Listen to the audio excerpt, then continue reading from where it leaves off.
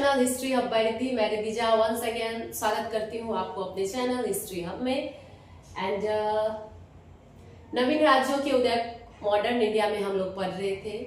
वहाँ हम लोगों ने कल अवध का जो पार्ट था वो फिनिश किया था। आज हमारा जो पॉइंट है, आज हमारा जो नवीन राज्यों के उदय में जो भी पॉइंट है वह है बंगाल।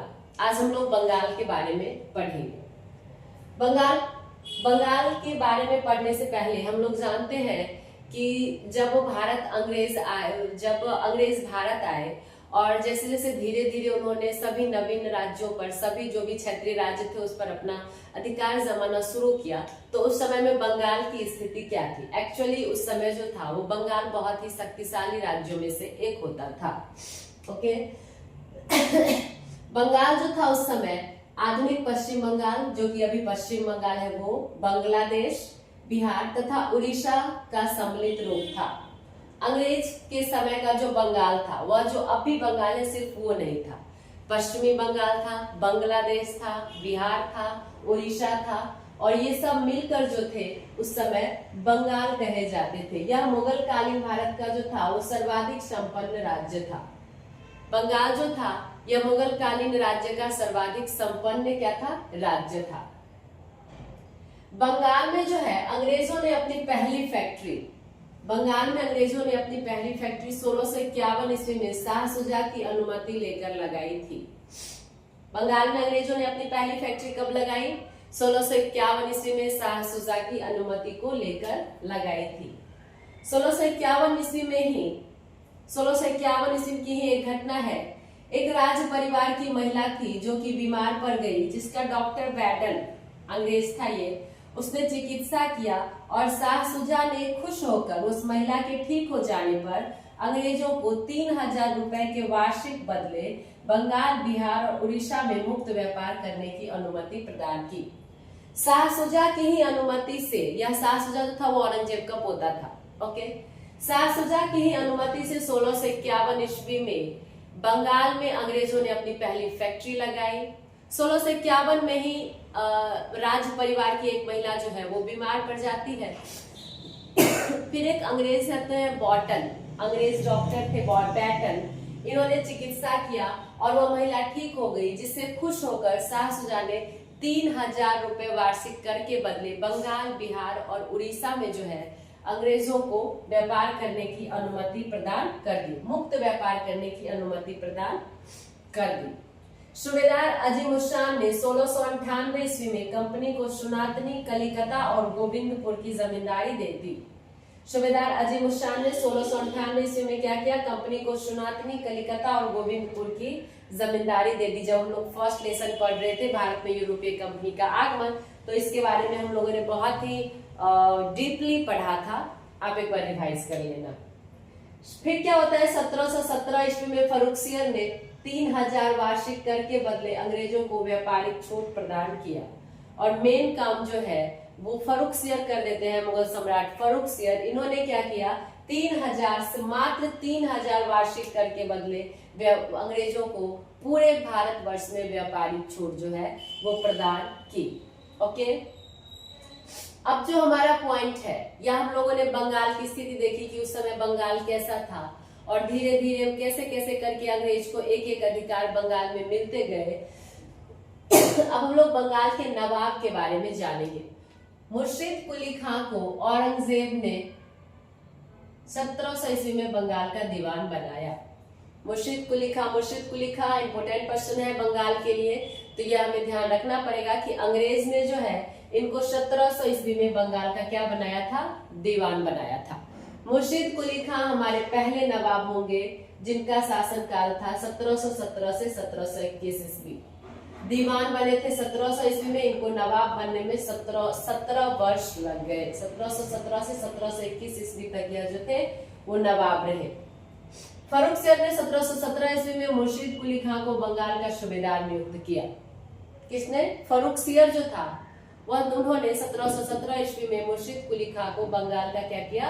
सूबेदार नियुक्त किया। 1719 ईस्वी में इसे उड़ीसा की भी सूबेदारी जो थी वो प्रदान कर दी गई। किसको? मुर्शिद कुली खां को 1719 ईस्वी में जो है उड़ीसा की भी सूबेदारी प्रदान कर दी गई।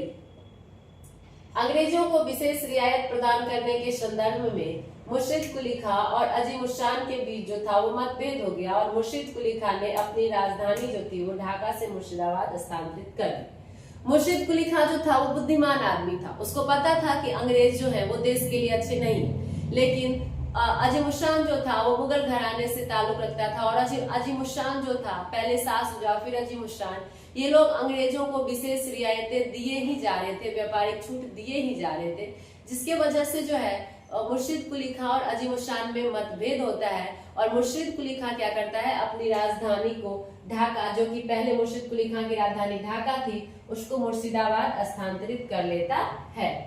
मुर्शिद कुली खां जो था वो स्वतंत्र था, वह निरंकुश था, उसपे किसी का कोई दबाव नहीं था, फिर भी जो है वह मुगल सम्राट को, जो भी मुगल सम्राट थे उस समय फर्रुखसियर थे, को नियमित रूप से कर भेजता रहता था। मुर्शिद कुली खां के बारे में नेक्स्ट पॉइंट हमारा है कि मुर्शिद ने भूमि सुधार प्रणाली को अपनाते हुए समस्त जागीरों को अधिग्रहण कर लिया और अधिग्रहण करके समस्त जागीरों को क्या किया, खालसा भूमि में परिवर्तित कर दिया। मुर्शिद कुली खां ने क्या किया कि जितने भी जागीर थे, जितने भी जमींदार के पास जागीर थी, सबको अधिग्रहण करके और सभी को जो है वो खालसा भूमि में क्या किया, परिवर्तित कर लिया और इजारेदारी की प्रथा जो है वो आरंभ की। किसने? मुर्शिद कुली खां ने। मुर्शिद कुली खां ने क्या किया, कृषकों को तकावी ऋण देना भी प्रदान किया। तकावी ऋण होता था कि कृषकों को प्रोत्साहन करने के लिए, कृषकों को कृषि करने के लिए प्रोत्साहन करने के लिए जो ऋण दिया जाता था उसको तकावी ऋण कहते थे। तो मुर्शिद कुली खां ने कृषकों को तकावी ऋण भी देना जो है वो प्रारंभ किया था और जब कृषकों की स्थिति सही होने लगी तो जमींदार को इससे दिक्कत होने लगा और उसके समय में बहुत सारे जमींदार जो थे वो असंतोष हो गए और जिसके कारण इसके काल में, मुर्शिद कुली खां के काल में 3 जमींदार विद्रोह हुए। कौन कौन थे जमींदार विद्रोह? पहला जमींदार विद्रोह जो था वो सीताराम ने किया था, दूसरा जमींदार विद्रोह उदय नारायण द्वारा किया गया था और पहला जमींदार विद्रोह सीताराम और उदय नारायण के द्वारा किया गया, दूसरा जमींदार विद्रोह सुजात खां और तीसरा जमींदार विद्रोह जो है वो नजात खां के द्वारा किया गया। तो मुर्शिद कुली खां के समय में 3 जमींदार विद्रोह हुए क्योंकि उन्होंने कृषकों की स्थिति सुधारने पर ध्यान दिया, जागीरों की भूमि को लेकर खालसा में परिवर्तित कर दिया, कृषकों को तकावी ऋण देना प्रारंभ किया, इराजेदारी की प्रथा को आरंभ किया, जिसके कारण उसके समय में 3 जमींदार विद्रोह हुए। उदय नारायण, क्या क्या नाम है, सीताराम और उदय नारायण का, सुजात खां का और तीसरा नजात खां का। तो यह हम लोगों ने मुर्शिद कुली खां के बारे में जो भी हमारा इम्पोर्टेंट पॉइंट था वो पढ़ा। हमारे बंगाल के नेक्स्ट नवाब होंगे सुजाउद्दीन। सुजाउद्दीन का काल कौन सा होगा? 1727 से 1739। सुजाउद्दीन जो थे ये मुर्शिद कुली खां के क्या थे? दामाद थे। ओके, और जब मुर्शिद कुली खां नवाब थे तो उसके समय में सुजाउद्दीन जो थे वो उड़ीसा के उप गवर्नर थे। मुर्शिद कुली खां के समय में सुजाउद्दीन जो थे वो उड़ीसा के उप गवर्नर थे। 1733 में इन्हें बिहार जो थे वो बिहार सुजाउद्दीन के अधीन हो गया। हर एक नवाब का हर एक इम्पोर्टेंट पॉइंट है। सुजाउद्दीन मुर्शिद कुली खां का दामाद था, मुर्शिद कुली खां के समय में वो उड़ीसा का उप गवर्नर था। 1733 में ईस्वी में इसके अधीन बिहार भी हो गया और इसने बिहार का नायब सूबेदार किसे बनाया? अलीवर्दी खां को। इम्पोर्टेंट पर्सन है अलीवर्दी खां, इसको ध्यान रखना है। अलीवर्दी खां को बिहार का नायब सूबेदार किसने बनाया? सुजाउद्दीन ने बनाया।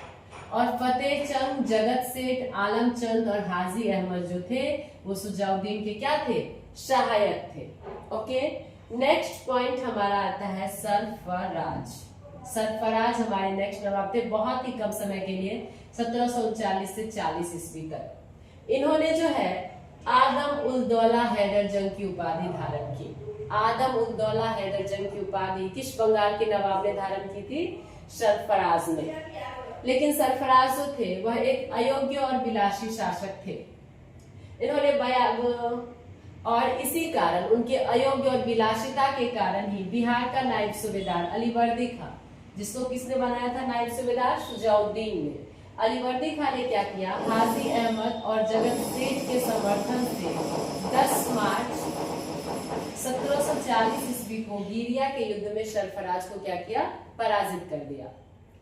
सरफराज जो थे ये बहुत ही अयोग्य और विलासी किस्म के आदमी थे और इनकी अयोग्यता के कारण ही बिहार के जो नायब सूबेदार थे अलीवर्दी खां, उन्होंने जगत सेठ और फतेह चंद की सहायता लेकर 1740 ईस्वी में 10 मार्च 1740 ईस्वी में गिरिया के युद्ध में जो है वो सरफराज को क्या कर दिया, पराजित कर दिया और स्वयं नवाब बन गए। अलीवर्दी खां का जो टाइम पीरियड था वो था 1740 से 1756 ईस्वी। अलीवर्दी खां का टाइम पीरियड क्या था, कब से कब तक वो नवाब रहे थे, 1740 से 1756 ईस्वी। इसे मिर्जा मोहम्मद खां की संज्ञा भी प्राप्त थी। अलीवर्दी खां जो है, अलीवर्दी खां को मिर्जा मोहम्मद भी कहा जाता था। 1740 ईस्वी में सरफराज को पराजित कर बंगाल की सुविधाएं प्राप्त की और बंगाल, बिहार, उड़ीसा का सम्मिलित प्रदेश का नवाब बन गए।